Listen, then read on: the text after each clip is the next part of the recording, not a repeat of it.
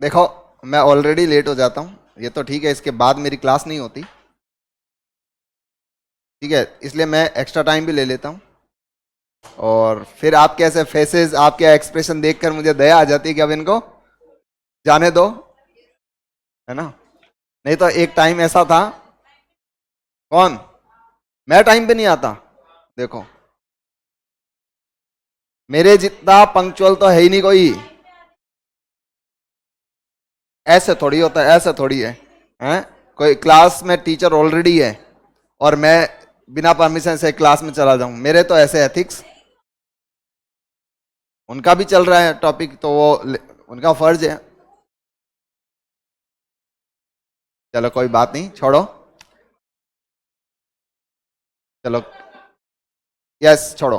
अपन बात करते हैं टेंस की। क्या प्रेजेंट टेंस कंप्लीट हुआ? प्रेजेंट सिंपल हो गया, कॉन्टिन्यूस हो गया, परफेक्ट हो गया, परफेक्ट कॉन्टिन्यूस भी हो गया। तो क्या प्रेजेंट परफेक्ट कंप्लीट हो गया? नहीं। कंप्लीट उसी दिन होगा जिस दिन आप लोगों का सिलेक्शन हो जाएगा। मुझे एक किसी स्टूडेंट का कमेंट आया था, कहीं लाइव बैच चल रहा था किसी एग्जाम के लिए। बच्चे ने पूछा, सर सिलेबस कब तक होगा? मैंने कहा जिस दिन आपका सिलेक्शन हो जाएगा उस दिन सिलेबस हो जाएगा। जब तक यही है, एक बार कोचिंग की, नहीं हुआ, दोबारा जब वैकेंसी आई दोबारा कोचिंग की, वो चलता रहता है। तो प्रेजेंट सिंपल, प्रेजेंट कॉन्टिन्यूस वापस रिवाइज कर लेना। आज हम पास्ट पढ़ेंगे और ट्राई करेंगे कि पास्ट पूरा हो जाए, क्योंकि बहुत ज्यादा डिटेल में नहीं करना, वही चीज जो एग्जाम में पूछी जाती है और पूछी जा सकती है। क्योंकि अब तक आपका एक ट्रैक सेट हो चुका है, वर्ब की फॉर्म कैसे होती है, कैसे सेंटेंस के स्ट्रक्चर्स होते हैं। अब आगे टाइम नहीं लगेगा। पास्ट में टाइम प्रेजेंट के कंपैरिजन में कम लगेगा और फ्यूचर में और भी कम लगेगा। बात होगी आज पास्ट टेंस की, और पास्ट टेंस में बात होगी पास्ट सिंपल की।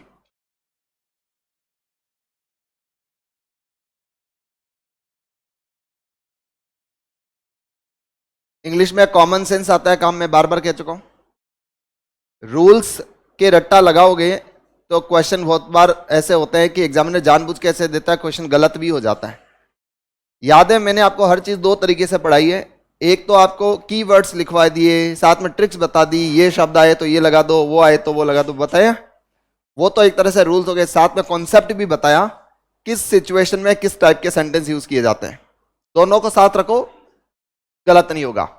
इतना मुझे बताओ, कोई सेंटेंस अगर ऐसा है जिस सेंटेंस के अंदर हियर और देयर से सेंटेंस स्टार्ट होता है, लास्ट में एक्सक्लेमेटरी साइन होता है, उस सेंटेंस का टेंस प्रेजेंट सिंपल रहता है। बात हो गई थी साहब, नमस्कार।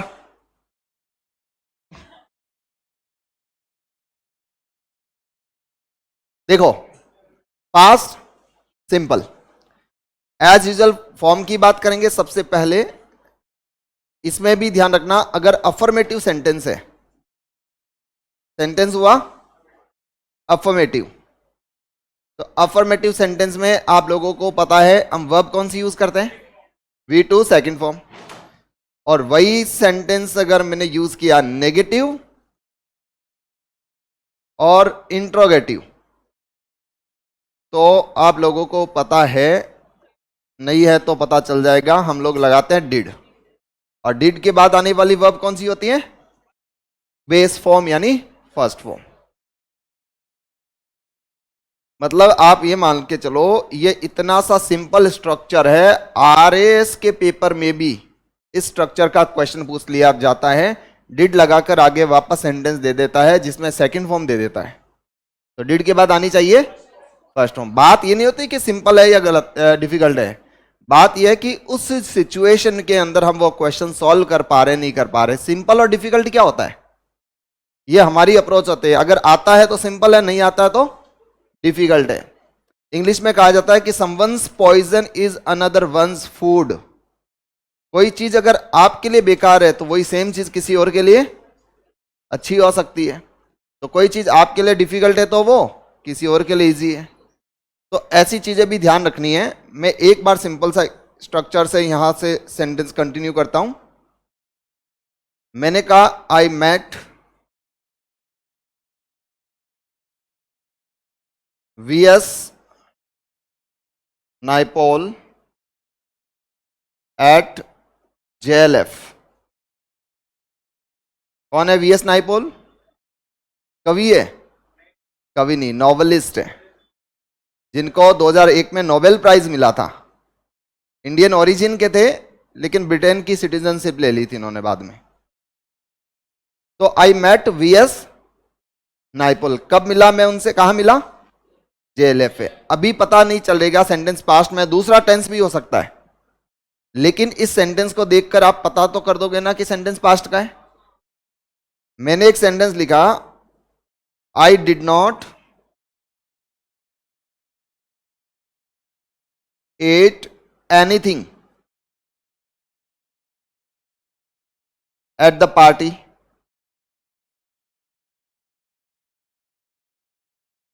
हुआ ऐसा सेंटेंस, वर्ब आ गई हमारे पास ईट, और ईट की सेकंड फॉर्म क्या हुई?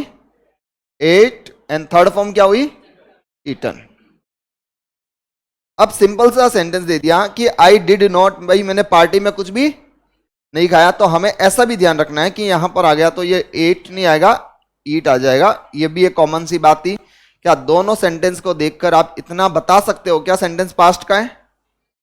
पहला काम हमारा आइडेंटिफिकेशन का है, हमें पता होना चाहिए सेंटेंस कौन से टेंस में। अब हमें देखना है कि सेंटेंस सही है या गलत है। तो पास्ट टेंस का यूज कहां होता है? ये बहुत ही सिंपल है, इसका यूज होगा पास्ट स्पेसिफिक टाइम के साथ। पास्ट स्पेसिफिक टाइम के साथ। अब पास्ट के स्पेसिफिक टाइम क्या होते हैं? दो सेंटेंस बता रहा हूं, समझ लेना। एक तो जैसे मैंने लिखा, I have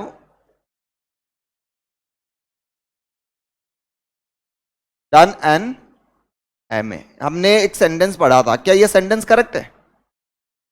I have done an MA।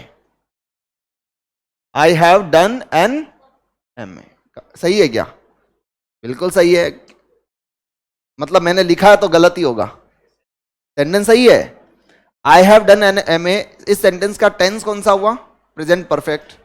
और प्रेजेंट परफेक्ट ये इंडिकेट करता है या तो पास्ट का एक्शन है जो प्रेजेंट में भी प्रभावी है, या पास्ट का जो एक्शन है वो रिसेंटली कंप्लीटेड है। ऐसा ही हुआ।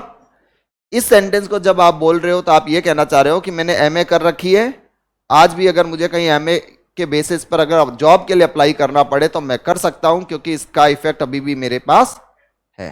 यही कन्वे किया। एग्जाम में क्या होता है, कोई ना कोई ऐसा क्लू देता है, कॉन्टेक्स्ट देता है।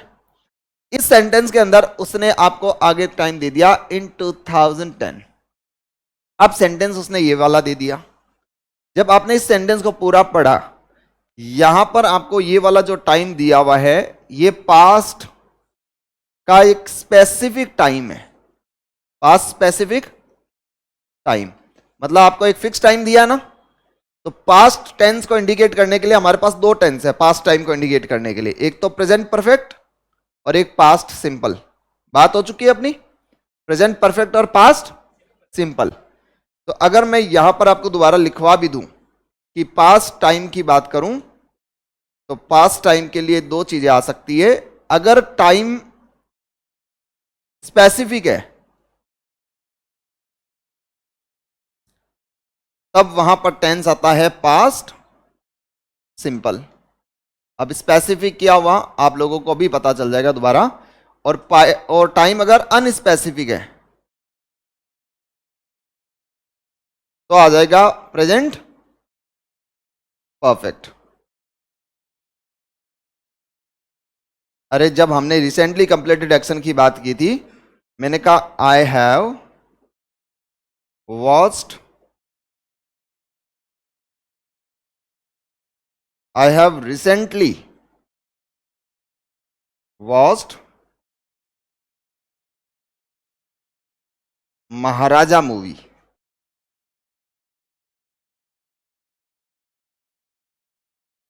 एक मूवी है महाराजा, मैं रेकमेंड करूंगा आप जैसे स्टूडेंट्स को देखनी चाहिए। नेटफ्लिक्स पर है, साउथ के एक्टर्स हैं इसमें, विजय सेतुपति। बहुत अच्छी मूवी है, लेकिन आपको मूवी जब दो बार देखोगे तब समझ आएगी, पूरा कॉन्टेक्स्ट नहीं आएगा समझ में। ठीक है, बहुत बढ़िया, शाबाश, प्राउड ऑफ यू। देखो मैंने लिखा आई have watched Maharaja movie, recently शब्द लगाया। क्या रिसेंटली से आपको एकदम पता चल रहा है क्या कब देखी मैंने? हाल ही में देखी है, लेकिन फिक्स टाइम, स्पेसिफिक टाइम नहीं है।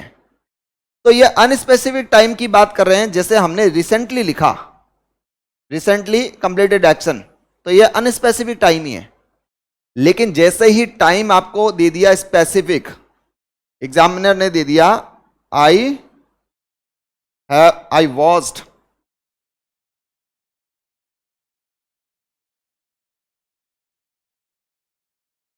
महाराजा मूवी 3 days अगो। 3 days, क्या ये जो 3 days अगो टाइम है, क्या ये स्पेसिफिक टाइम है? क्या आपको एक स्पेसिफिक टाइम दे दिया, स्पेसिफिक टाइम हुआ तो सेंटेंस का टेंस कौन सा हुआ? Past simple. तो इसमें ध्यान रखना, आपको बहुत ही इजी से क्वेश्चन पूछे जाते हैं। पास्ट स्पेसिफिक टाइम का मीनिंग हुआ कि सेंटेंस में या तो इस तरह के कुछ एक्सप्रेशन मिलेंगे, यस्टरडे, अगो, या आपको दे दिया इस तरीके से जैसे last plus time, last plus last day, last week, last month, ऐसे।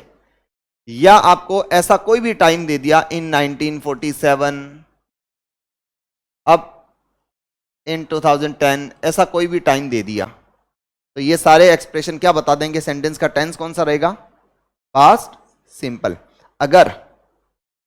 अगर मैं इस चीज को वैसे ही रूल्स के माध्यम से रटा के पढ़ाना चाहता तो मैं इतना ही लिखवाता, सेंटेंस में ये वर्ड्स आ जाए तो ये वाला टेंस लगा दो। लेकिन मैं चाहता हूं एग्जामिनर देखो ट्रेंड बदलता जा रहा है, कुछ नई चीजें आ सकती है, इसके अलावा भी कोई एक्सप्रेशन आए और आपको ये रियलाइज हो जाए कि बात टाइम की हो रही है, पास्ट टाइम की हो रही है, और पास्ट टाइम में भी टाइम कैसा है? पास्ट का स्पेसिफिक। जो मैं शब्द बार बार यूज कर रहा हूं स्पेसिफिक, समझ रहे हो ना? तो ऐसे सिचुएशन के अंदर टेंस कौन सा आएगा? Past simple. यहां पर ये चीजें आ चुकी है, और एग्जाम में अगर पास्ट का क्वेश्चन आता है, अगर इस पैटर्न का, बहुत इजी आता है, जनरली ये आ जाते हैं, आप बहुत इजी लेवल में कर पाओगे। दूसरा इसी में चीज पूछी जाती है, हाँ सॉरी आई हैव वो, फिर ये भी सही कर देंगे, माई मिस्टेक, सॉरी, मुर्गा बन जाऊं। चलो, ये ऐसी चीजें हम कैच कर पा रहे हैं, इसका मतलब हमें तरीके से समझ में आ रहा है। फिर I watched Maharaja movie 3 days अगो, ये आ गया, स्पेसिफिक टाइम था तो वॉच्ड, और हैव वॉच्ड आ गया, तो यहां पर बिल्कुल करेक्ट हुआ। अब एक चीज और देखना, जैसे एक सेंटेंस है जिसमें 2 क्लोजेज हैं, इस चीज को ऐसे भी देखो, एक सेंटेंस आएगा जिस सेंटेंस के अंदर 2 क्लोजेज आएगी, क्लोज 1 और क्लोज 2। क्लोज क्या होती है? क्लोज अगर नहीं समझ में आए तो इतनी सी बात समझ लेना, जहां पर भी सब्जेक्ट और वर्ब आ रही है वो क्लोज होती है। हिंदी में उपवाक्य कहते हैं। मैं अब क्यों रूल्स पे जाऊं, क्यों डेफिनेशन रटवाऊं, एग्जाम में पूछी जाएगी कि डेफिनेशन, कि clause is a group of words which has a subject and a verb and contains a meaning. जाने की जरूरत नहीं है, सिंपल सी डेफिनेशन लो, जहां पर भी सेंटेंस में सब्जेक्ट और वर्ब आ रही है वो क्या होगी? क्लॉज होगी। कई बार ऐसी सिचुएशन बनेगी कि एक सेंटेंस में कितनी क्लॉज आएगी, तो जब ऐसी सिचुएशन बनती है तो ध्यान रख लेना कि ये वाली क्लॉज अगर पास्ट में है तो एग्जाम में ऐसा एरर पूछ लिया जाता है, दूसरी वाली जो क्लॉज है वो भी किस में रहेगी? पास्ट में। आया ऐसा question, he said that he will not help me। अब सेंटेंस आया ये, he said that he will not help me। तो इस सिचुएशन में देखो क्लॉज कौन सी हुई? ये सब्जेक्ट है, ये वर्ब हुई, वापस आगे गए, ये आ गया सब्जेक्ट, ये आ गई वर्ब, क्या 2 क्लॉज हो गई इसमें? तो ऐसी सिचुएशन में देखो, जब सेड वर्ब लिखा मैंने, ये सेड वर्ब किस में? सेकंड फॉर्म में। तो आगे गए तो ये क्या आ गया? अब विल नहीं आएगा, विल की जगह क्या आएगा? वुड। क्यों? हमें पता होना चाहिए कि जो विल है, विल का पास्ट क्या होता है? विल का पास्ट होता है वुड। कैन का पास्ट कुड, और शैल का पास्ट शुड नहीं होता। हम लगा देते हैं शैल का पास्ट शुड नहीं होता, शैल का पास्ट जनरली वुड ही लगाते हैं, और मे का पास्ट होता है माइट। अब यहां भी ये भी ध्यान रखने की जरूरत है, ये प्रेजेंट में, ये और ये प्रेजेंट में भी आता है और पास्ट में भी आ सकते हैं। मतलब देखो कहना क्या चाह रहा हूं, ऐसा नहीं बोला मैंने कि वुड हमेशा प्रेजेंट पास्ट में आएगा, वुड का यूज प्रेजेंट के लिए भी हो सकता है, लेकिन पास्ट में विल नहीं आ सकता। पास्ट में कैन, पास्ट में मे, हाँ पास्ट होगा तो इनके लिए आपको ये वाली फॉर्म अपनानी पड़ेगी। यहां पर ऐसे भी लिख सकता हूं मैं, देखो he works hard, he works hard so that he may pass। so that का मीनिंग होता है, आपसे देखो एग्जाम में कनेक्टर्स का भी क्वेश्चन पूछेगा। कनेक्टर होता है कंजंक्शन, जब बात उद्देश्य की हो रही हो, पर्पस की हो रही हो, तो कंजंक्शन सो दैट लगाते हैं, पर्पस, और उसके लिए जो आगे मॉडल आता है वो मे आता है। सो दैट के साथ में क्या आता है, लेकिन अगर मैंने ये लिखा he worked hard so that, अब ही मे या माइट, ही माइट पास। तो ये भी सिंक्रोनाइजेशन रखना है। सेंटेंस अगर पास्ट में है तो पूरा पास्ट में रहेगा, प्रेजेंट है तो पूरा प्रेजेंट में रहेगा।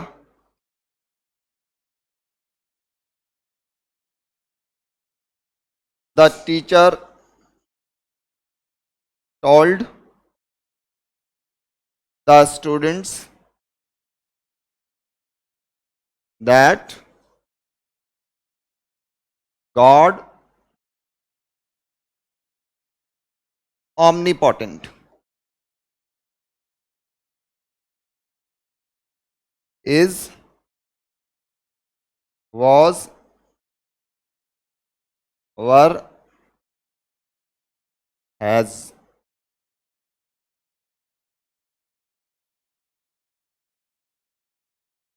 omnipotent का meaning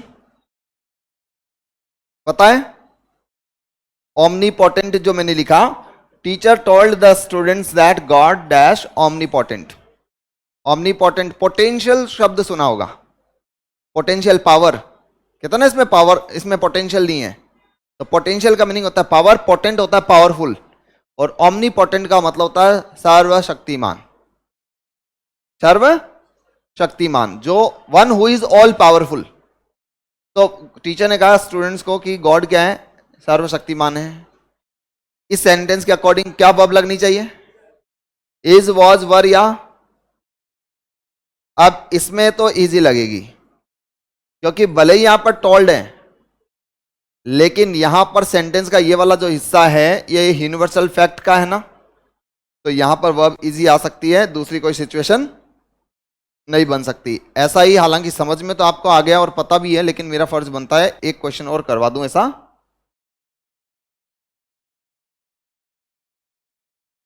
the scientist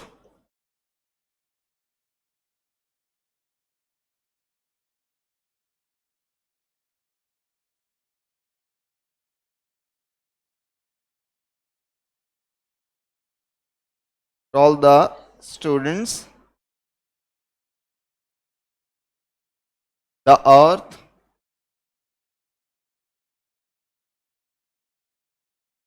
moves or moved round the sun।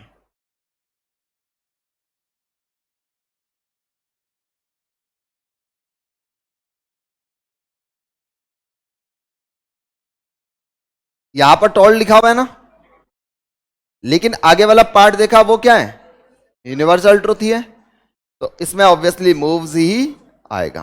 अब एक चीज और सिखा दूं,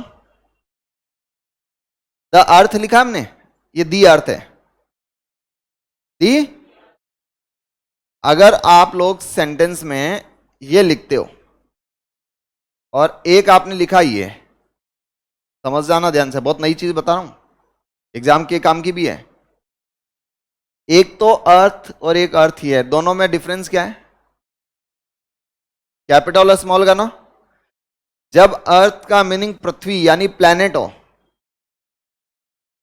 जब अर्थ का मीनिंग प्लैनेट हो, तो उस टाइम पर अर्थ का ई कैपिटल आएगा, क्योंकि अर्थ हमारे प्लैनेट का नेम है। किसी व्यक्ति विशेष किसी भी चीज का नाम कैपिटल में आता ना, तो अर्थ अगर प्लैनेट की बात हो रही है तो अर्थ का ई हमेशा कैपिटल आएगा और उससे पहले आर्टिकल क्या लगेगा? द, इसको प्रोनाउंस करेंगे दी। और जब ये बात स्मॉल लेटर की हो रही है तो इसका मीनिंग होता है ग्राउंड, जमीन, कहता ना इस धरती पर, तो हम लोग बोलते हैं अर्थ। इसकी उस वक्त इससे पहले कोई भी आर्टिकल नहीं लगता। किसमें? तो वही तो बता रहा हूं, वही तो सिखा रहा हूं मेरे से पहले पहुंच रहा हूं। तो अब हमने यहां पर बात प्लेनेट की और बात ग्राउंड की। इस सेंटेंस के अंदर the scientist told the students that the earth moves around the sun, बात प्लेनेट की हो रही है, ग्राउंड की हो रही है। तो अब प्लेनेट की हो रही है तो इसका ई कैसा रहेगा? कैपिटल रहेगा, सही है। लेकिन आपको बहुत सारी जगह स्मॉल भी मिलेगा, आपको वो करेक्शन करना है वहां, मतलब बताना कि ये सही नहीं है, सही मैं जो बता रहा हूं वो है। ऐसा नहीं है कि कोई न्यूज़पेपर में भी आप पढ़ो ई स्मॉल में आ गया और आप कहो कि सर ने गलत पढ़ा दिया, नहीं, वो सही यही है, वहां पर आया। ये फ्रिक्वेंटली एरर्स मिलते हैं, हम ग्रामर पढ़ते हैं इसलिए कि हमें पता चल सके कि क्या सही है और क्या। एक टर्म आता है फैमिली मेंबर्स, फैमिली मेंबर्स होता ही नहीं है, मेंबर्स ऑफ द फैमिली होता है, लेकिन फिर भी आपको times of India, Indian express में फ्रिक्वेंटली मिलेगा। तो एक चीज और बता दूं, दो स्ट्रक्चर्स बता रहा हूं जो आज से पहले किसी को बताए। एक सेंटेंस है इट इज टाइम से हम लोग स्टार्ट करते हैं, कभी कभी इट इज हाई टाइम भी आ सकता है। It is high time, it is time का मीनिंग हम लोग बोलते हैं ना ऐसे, अरे टाइम हो गया है अब तो स्कूल के लिए निकल जा। इट इज हाई टाइम मतलब परफेक्ट टाइम, अब ये एकदम परफेक्ट टाइम है कि आप मॉक देना स्टार्ट कर दो। और एक होता है it is about time, it is about time. ये तीनों एक्सप्रेशन आपको अगर मिलती है, समझ जाना ध्यान से, ये तीनों एक्सप्रेशन आपको मिलती है, तो इसके बाद आने वाली जो क्लोज होगी सब्जेक्ट और वर्ब, ये वाली जो वर्ब है ये पास्ट टेंस में रहेगी, पास्ट सिंपल में रहेगी। पास्ट सिंपल का मीनिंग वी टू, ये स्ट्रक्चर भी ध्यान रखने। एक्चुअली इंग्लिश के अंदर एक ऐसा टॉपिक भी होता है, अब वो हम डायरेक्टली पढ़ते नहीं है या सिलेबस में होता नहीं है, तो हम उस पर डिस्कशन करें तो फिर ट्रैक से भटक जाते हैं। जैसे टेंस होता है, टेंस के साथ एक कंडीशनल सेंटेंस नाम का टॉपिक भी होता है, सुना होगा, होता है। वैसे इंग्लिश के अंदर एक टेंस के अंदर मूड नाम का भी टॉपिक होता है, सब्जेक्टिव है ना, प्रेजेंट सब्जेक्टिव मूड और पास्ट सब्जेक्टिव मूड, दो ऐसे मूड होते हैं। लेकिन हम उसकी तरफ जाते नहीं, हम डायरेक्ट स्ट्रक्चर बता देते हैं। फिर एग्जाम में ऐसा आया ये वाले स्ट्रक्चर, ये पास्ट सब्जेक्टिव मूड का क्वेश्चन है। आपके सामने सेंटेंस आया it is time you dash your goal, option में आ गया should achieve, first option. Option में बी आ गया you have achieved, option c में दे दिया अचीव्ड, और ऑप्शन यू विल अचीव। मैं बता दूं कई सारी आपको जो मार्केट के अंदर गाइड्स आ रही है ना, इनके अंदर हैव अचीव्ड को भी सही माना हुआ है। मैं नाम किसी का लूंगा नहीं, लेकिन मैं बता रहा हूं ये भी चीज आपको हैव अचीव्ड भी पढ़ने को मिलेगी। वो लूसेंट वाली गाइड आती है ना, उसके अंदर भी हैव अचीव्ड दिया हुआ है, गलत है, ध्यान रखना। इस वाले पार्ट में क्या करोगे, देखो सेंटेंस किससे स्टार्ट हुआ, इट इज टाइम, टाइम हो गया कि अब आपको अपने गोल को अचीव कर लेना चाहिए। हम ट्रांसलेट ऐसे करते हैं, अब चाहिए के लिए तो हमें शुड ज्यादा सही लग रहा है, लेकिन आएगा शुड नहीं। इसके बाद आने वाली जो वर्ब होती है वो सेकंड फॉर्म में रहेगी। सेंटेंस में क्या सही माना जाएगा? It is high time, it is high time you went home. Time हो गया कि तुम घर चले जाओ।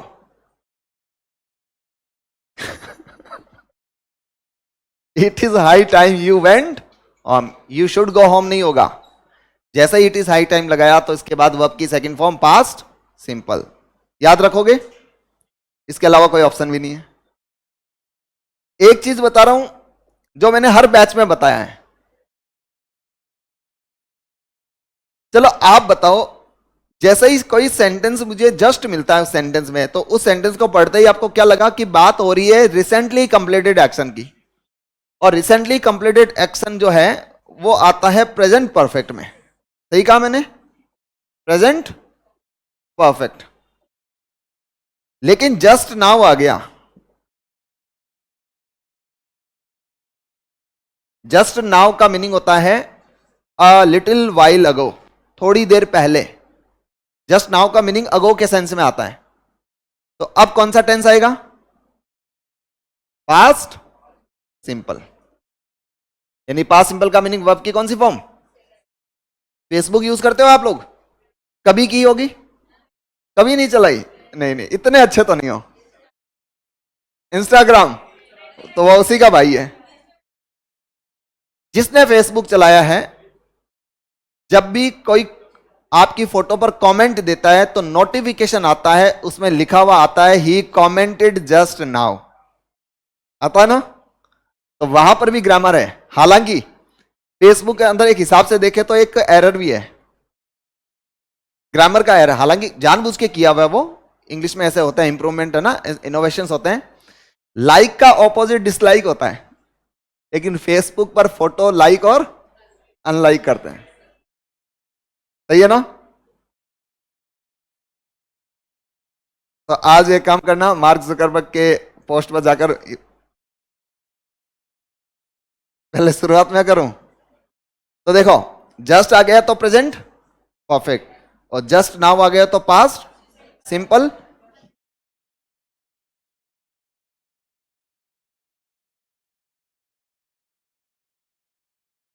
The poet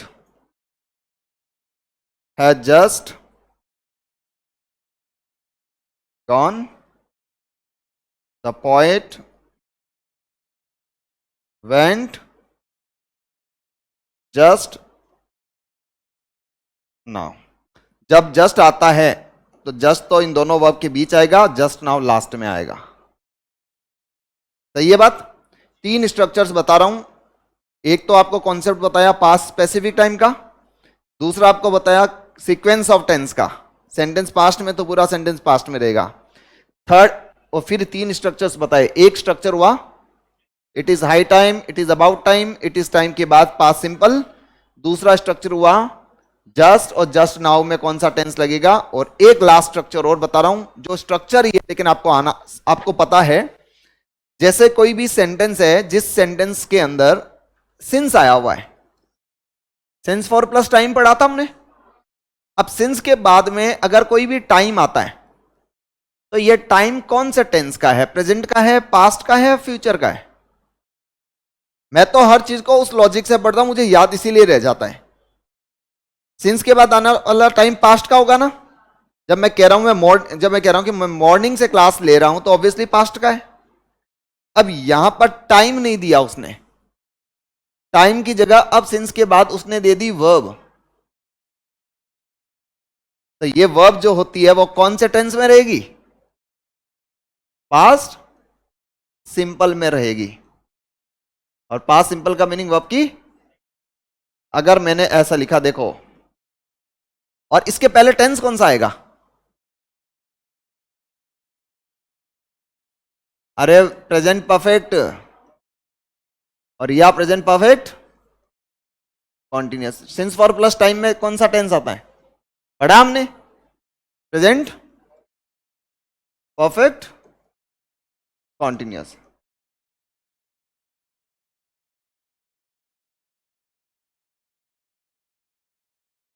he has been waiting for you since, एक बार सिर्फ इसी को समझो, he has been waiting for you since 9:30। क्या ये सेंटेंस सही है?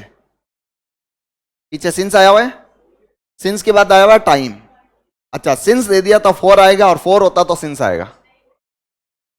यहां पर 9:30 पॉइंट ऑफ टाइम है, सिंस आएगा? सिंस नहीं आएगा, सिंस ही आएगा। 4 कब आता? जब 2 आवर 3 आवर 3 डेज होता, तो यह सही है। सिंस के बाद में आ गया टाइम, तो सेंटेंस प्रेजेंट परफेक्ट कॉन्टिन्यूस में है। He has been waiting for you, वो तुम्हारा यहां पर इंतजार कर रहा है, कब से? 9:30 से। सेंटेंस सही है, पढ़ा हमने। अब मान लो यही सेंटेंस इस तरीके से मैं लिख देता, he has been waiting for you since,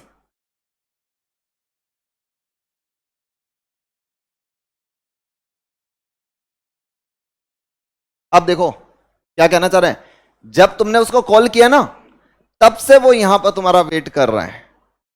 indirectly उसने टाइम ना बता के अब एक वो सिचुएशन बता दी। इनडायरेक्टली कॉल कब, कितने बजे किया होगा? जैसे मेरे माइंड में ये था 9:30 बजे कॉल किया, उसने कहा 9:30 बजे से वेट कर रहा है। अब मैंने टाइम डायरेक्ट टाइम ना बताकर मैंने वो सिचुएशन बता दी, जब तुमने उसको कॉल किया उस टाइम से वो अब तुम्हारा वेट कर रहा है। तो क्या इसमें होने वाला एक्शन पास्ट का ही हुआ ना? तो अब यहां पर मान लो कॉल,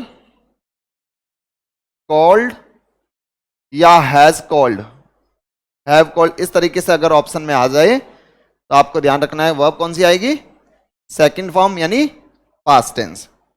मैंने लिखा 30 years have passed since we met। क्या सही है? 30 years have passed since we met। Since we met या वी हैव मेट? सही है। सिंस के बाद में आने वाली वर्ब कौन सी फॉर्म? Second form. मैंने लिखा it has been long, it has been long since you called me last. It has been long का मतलब काफी लंबा वक्त बीत चुका है। Since you called me last, क्या सही है? क्या पास्ट समझ में आया? तो यहां पर पूरा पास्ट आपको मैंने इतना डिटेल में करवा दिया कि अब एग्जामिनर चाहकर भी ऐसा क्वेश्चन नहीं दे सकता है कि आपसे गलती हो जाए।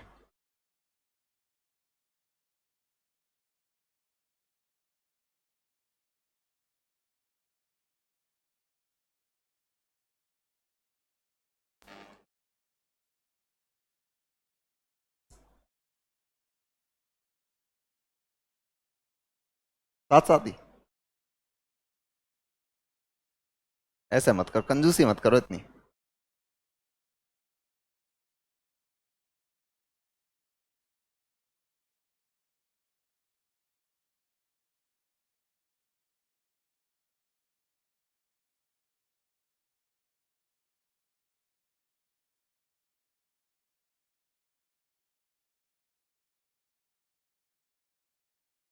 क्या?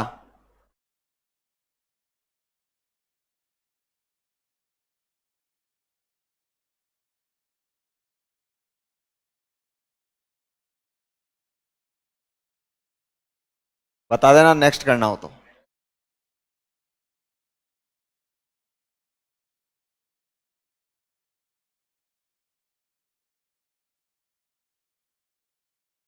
अच्छा, ये जब मैंने वीएस नायपॉल लिखा था, नाम सुना हुआ है इसका आपका?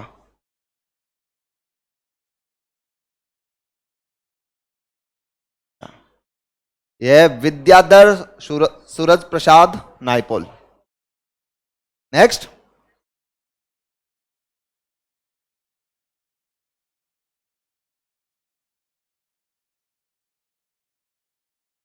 जो आदेश।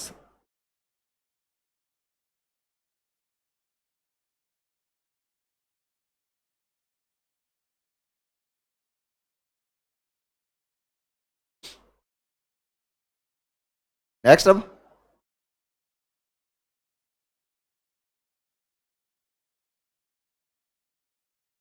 हो गया।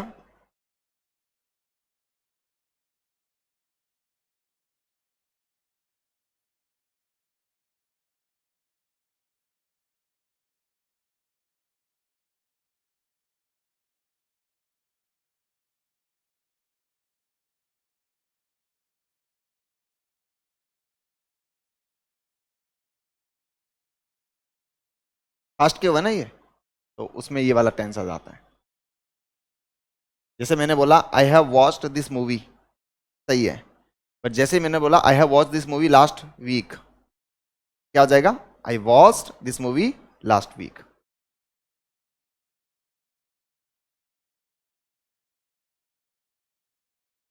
पास स्पेसिफिक टाइम में पास सिंपल आया ना।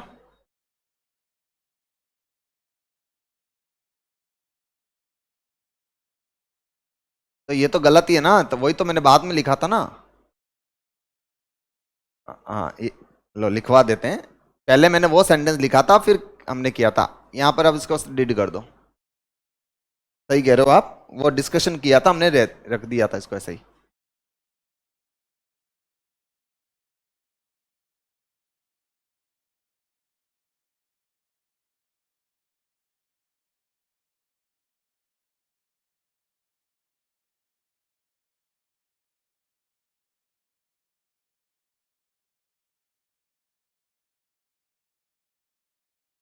कितना टाइम बचा हुआ एग्जाम में? 86 डेज, अराउंड 3 मंथ्स। इतने में तो सिलेबस मुझे लगता है 2 बार रिवाइज कर सकते हो आप। हो गया? 2 बार रिवीजन नहीं हो सकता? 4 बार? मैंने कहा क्यों मजाक कर रहे हो, कैसा शुरू किसने किया?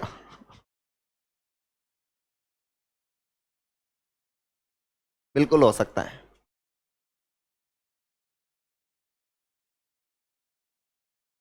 मैं एक ऐसे इंसान को जानता हूं जिसने 8 महीने के अंदर तो आरएस निकाल लिया था, जिसका कोई बैकग्राउंड नहीं था। मतलब ह्यूमैनिटीज के सब्जेक्ट्स का कोई बैकग्राउंड ही नहीं था, इंजीनियरिंग फील्ड से था जो। नेक्स्ट। अमेरिका था वो बंदा, इन्फोसिस में जॉब कर रहा था। इंडिया जैसे आया उस टाइम पर 2013 वाले पैटर्न एग्जाम की बात है, पैटर्न चेंज हुआ था। नहीं, आरएएस में। तो जैसे ही उस टाइम पैटर्न चेंज हुआ तो न्यूज़ में आया कि ऐसा सा कोई आरएस जैसा एग्जाम होता है। उन्होंने तैयारी की, 8 महीने का वक्त मिला और आरएस निकला और टॉप 10 में। हाँ, पेपर ऐसा थोड़ी है खरीद लिया। नहीं होता है कि, लेकिन ऐसे अब थोड़ी बोल सकते हैं कोई पास हो गया तो पेपर ही खरीदा होगा।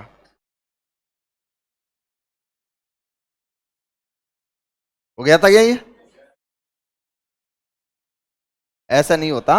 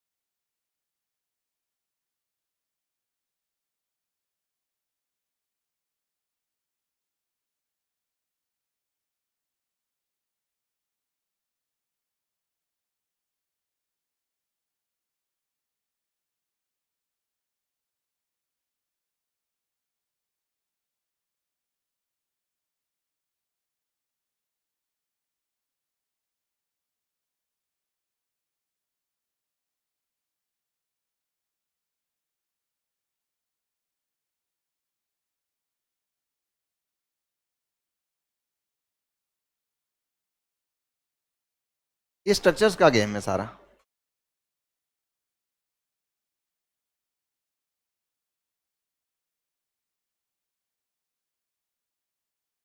क्या डिस्कशन चल रहा है? हो गया? चलो लास्ट,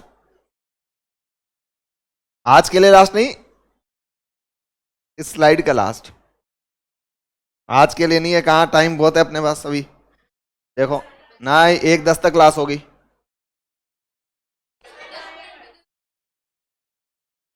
1:30 तक।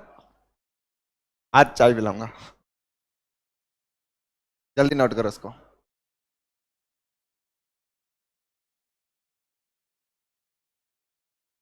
सब आएगा समझ में? हैं? समझाएंगे पूरा टेंस। आज मेरा टारगेट है, आज पास्ट पूरा कंप्लीट करना है।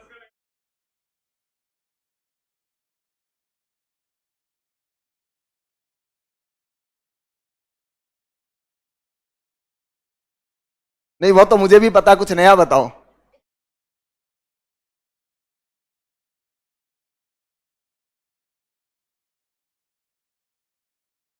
देख लूंगा बाहर फिर मैं।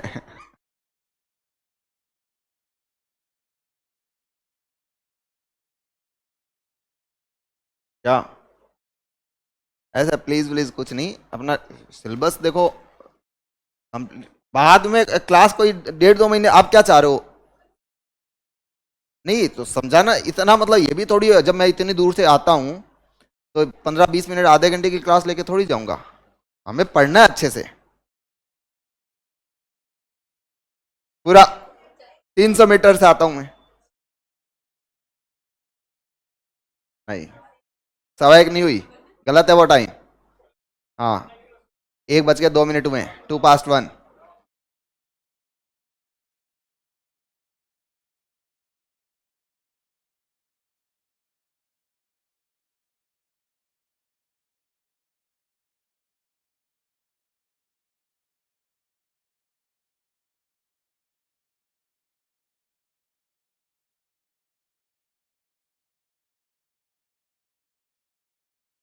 जब ये चीजें जल्दी कर लेंगे तो प्रैक्टिस हम कर पाएंगे ज्यादा। मैं, मेरे माइंड में वो चल रहा है, बैक ऑफ माइंड।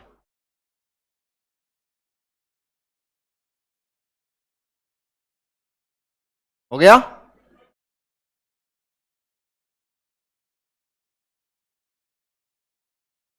मतलब मैंने आपके लिए ये जो 5 क्वेश्चंस आते हैं, सारे सिलेबस के 5 आते हैं, तो मैं 10-10 क्वेश्चंस के कुछ टेस्ट भी प्लान कर रहा हूँ। ऐसे एक बार ये सारे हो जाए तो आपको 10-10 क्वेश्चंस के 20-25-30 ऐसे टेस्ट भी आपको प्रोवाइड करवा दूँ। तो पूरा सिलेबस आप रिवीजन करते रहो, प्रैक्टिस चलती रहे एग्जाम तक। कंटेंट उसका रेडी है, टाइम पे दूंगा। चलो आ जाओ, नेक्स्ट देखो फटाफट। ज्यादा डिफिकल्ट है नहीं, बहुत ही सिंपल सा है, पास्ट कॉन्टिन्यूस। और पास्ट कॉन्टिन्यूस के साथ, ये भी नहीं मान रहा, कोई नहीं, ये देखो, सब मानेगा।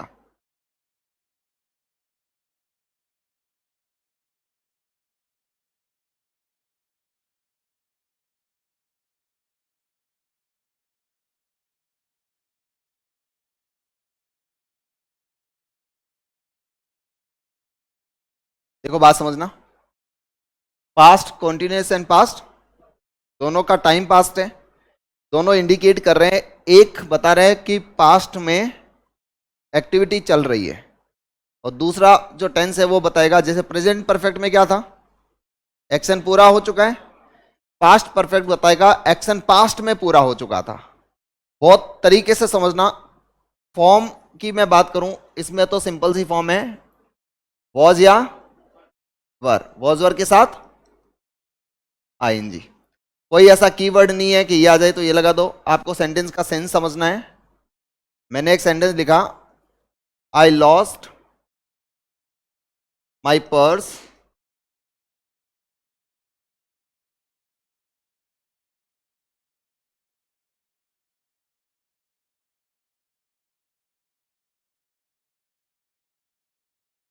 When I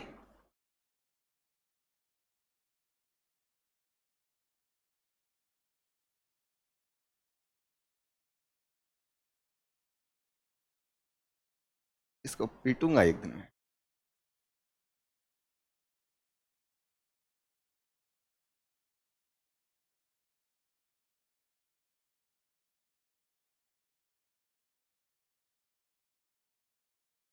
I was listening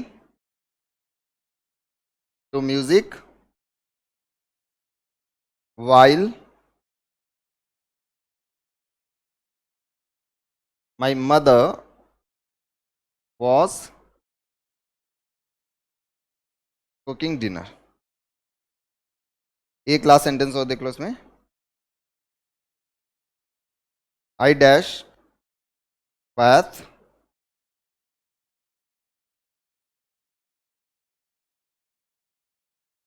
when you called, और ऑप्शन में आ गया टेक। देखो एक बार तीनों सेंटेंस देख लो। इसके क्वेश्चन बहुत रेयर पूछे जाते हैं, फिर भी आपको सिचुएशन समझ में आ जाएगी। वॉज वाला आईएनजी क्या बताएगा, एक्शन कंटिन्यू है लेकिन पास्ट में।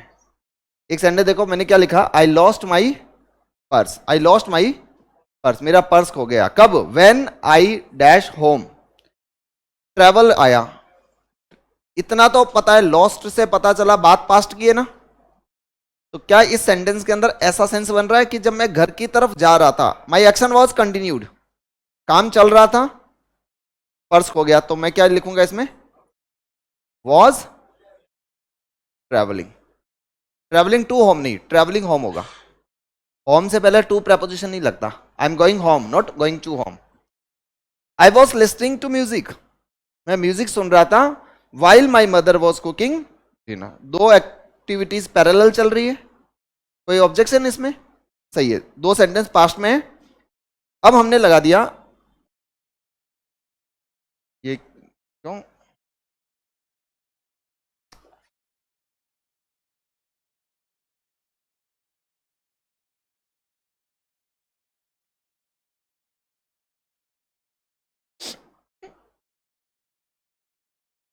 बताओ इसमें।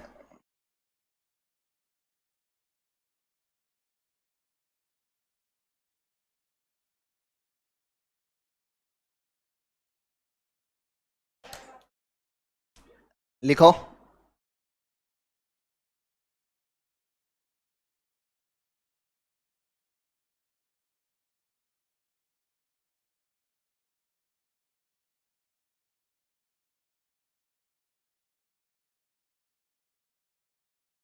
ओमनी,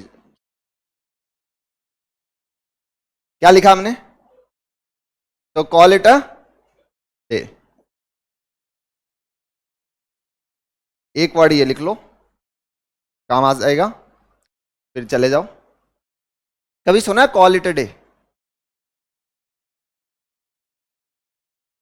जब मॉर्निंग से इवनिंग तक आप काम कर रहे हो, जैसे ही घर जाने का समय हुआ, तो आप क्या करते हो, अभी आप क्या करोगे, जैसे आपके जो बैग है, बैग से सामान बाहर निकला हुआ है, अब जैसे टाइम होगा तो आप क्या करोगे, इनको नोटबुक और को फोल्ड करके बैग में रखोगे, तैयारी जो करोगे ना, उस सिचुएशन को बोलते हैं कॉल इट अ डे। चलो आज का दिन पूरा हुआ, अब घर चलते हैं, कॉल इट डे। इसका लिख लो कंक्लूड अ डे,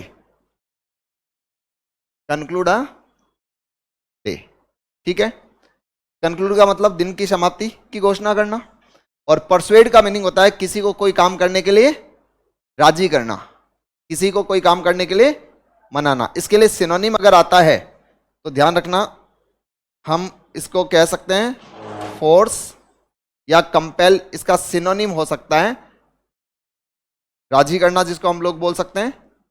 अगर याद नहीं हो, हाँ, अरे देखो, फोर्स का मतलब ऐसे नहीं मुक्के मार कर बोल दिया। फोर्स का मतलब ये होता है कि सामने वाले को बस बाई हुक और बाई क्रुक, चाहे मॉरल वैल्यूज का दबाव डाल के, चाहे कैसे भी करके उसको करने के लिए आपने मजबूर कर दिया, तो फोर्स को आप उस कॉन्टेक्स्ट में मत ले जाओ। कंपेल करने का भी मीनिंग है, ये इसके सिनोनिम हुए। अगर आपको याद नहीं हो तो परसुएड को प्रसाद से याद कर लेना। भगवान से काम करवाने के लिए भगवान को प्रसाद चढ़ाकर राजी करते हैं, तो परसुएड साउंड्स लाइक प्रसाद, और परसुएड का मीनिंग होता है राजी करना। मिलते हैं कल, कल कर देंगे आगे का टेंस पूरा।